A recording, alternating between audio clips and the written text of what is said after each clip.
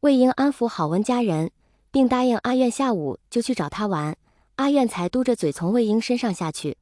房间里只留下了魏家人还有一个蓝忘机。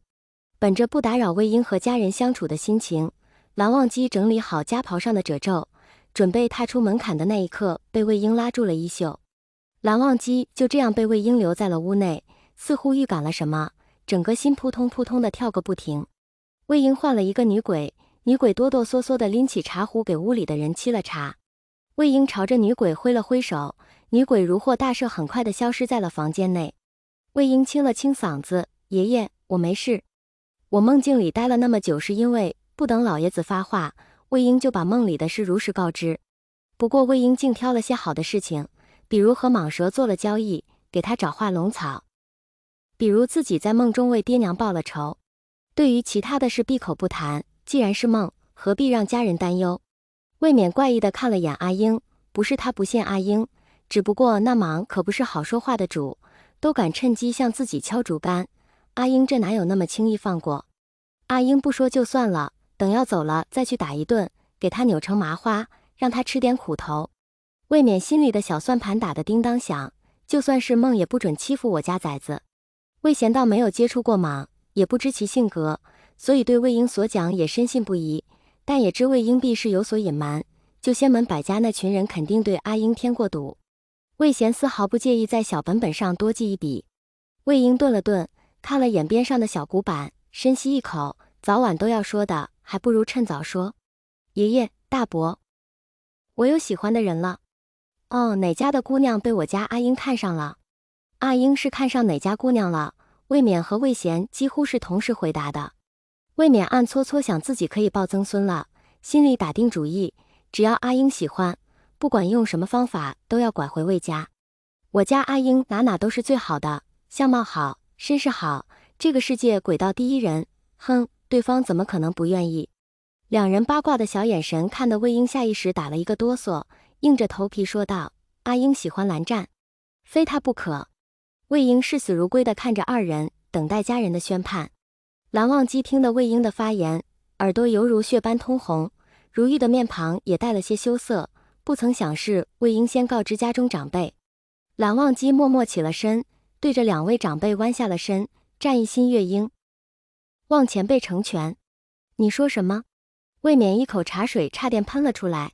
魏贤神色复杂地看着两人，心里有句话不知当讲不当讲。难怪看着他们相处那么奇怪，合着是看上了我家的小崽子。阿泽呀，你儿子断了袖，虽然这袖子的主人还行，可阿英都还没回魏家，不对，好像哪里不对。魏贤深深地陷入了自我疑惑。魏冕不敢置信地看着两个人，阿英虽然有点缩着，可眼神是明晃晃的，非他不可。蓝忘机，如果之前魏冕还觉得这个人不错，现在是看着哪都不行。蓝家不过一小世界的世家，比不得另一方世界的交友世家。阿英现在是化阴境了，可她还是最普通的金丹。说她是琴修吧，琴也弹的也没有那林家的姑娘好。剑法吧，虽有感悟，连小成都不到。反正魏冕现在看蓝忘机就是一个不安好心的人，除了一个好皮囊，没啥拿得出手。魏婴不安地看了看蓝湛，又看了看陷入沉默的两位家长。蓝忘机微微摇了摇头，表示没关系。魏冕哪能没见着两人的互动？魏冕清了清嗓子，一时又顿住了，迟疑片刻才问道：“阿英，你当真喜欢蓝忘机，非他不可？”魏婴舔了舔有点干燥的嘴唇，灵动的眼里满是真挚：“爷爷，我在梦里待了10几年，我想得很清楚。我喜欢蓝湛，是希望一辈子待在一起的喜欢。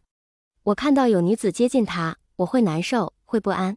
希望爷爷能够理解阿英。”魏冕看着还没穿热乎的孙子，长长的叹了一口气，嘴角还止不住的抽抽，伸手揉了揉眉心。